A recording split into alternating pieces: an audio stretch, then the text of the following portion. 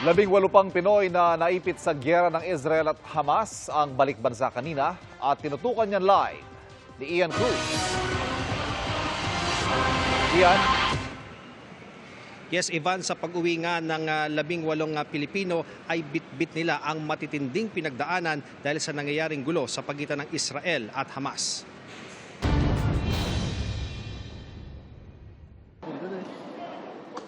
Akala raw ng Kapampangang si Elmer Puno, hindi na siya makakatapak ng Pilipinas. Sa tuwing tutunog daw kasi ang sirena, hudyat na may paparating na rocket, tumitindi ang panganib. Kaya nagpasya na siyang magpaalam at iwan ang pagiging caregiver sa Israel. Every time po na tumitunog po yung sirena po, tumatakbo na po ako agad sa bomb shelter. At kausap ko rin po yung misis ko na naririnig din po na natatakot. Napapaluwa ka na lang po, gano'n. Niisip mo po talaga yung pamilya mong iiwanan. Ang Batanggenyang si Maria Cristina Magsino, 12 taong caregiver na sa Israel. Nagbabakasyon daw siya sa Tel Aviv nang maipit matapos ang mga pag-atake. Sa takot, nagpasya na raw siyang magpa-repatriate. Hindi po kami mapalagay loob na baka may mangyari sa amin kasi natatakot po kami na also may Iron Dome sa Israel. Natatakot pa rin po kami na baka po may hindi po masalo ng Iron Dome. Ganun po. Tapos ang isa pang po kinatatakutan namin ay yung mga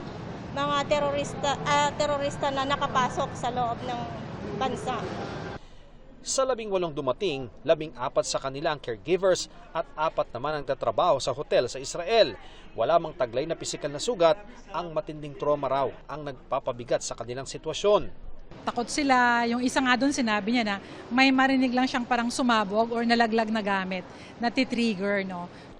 Sa oras na magbukas ang border ay makakapagpauwi pa ng ating mga kababayan. May iba naman na hindi makauwi dahil naroon na ang kanilang pamilya. So hopefully by next week may nakauwi. Wala tayong... Dapat nga today meron na nakalusot pero matagal pa. Wala siya.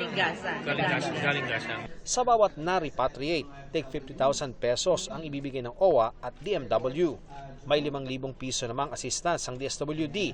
Ang DOH naman ang bahala sa pangailangan medikal habang technical skills training ang handog ng TESDA.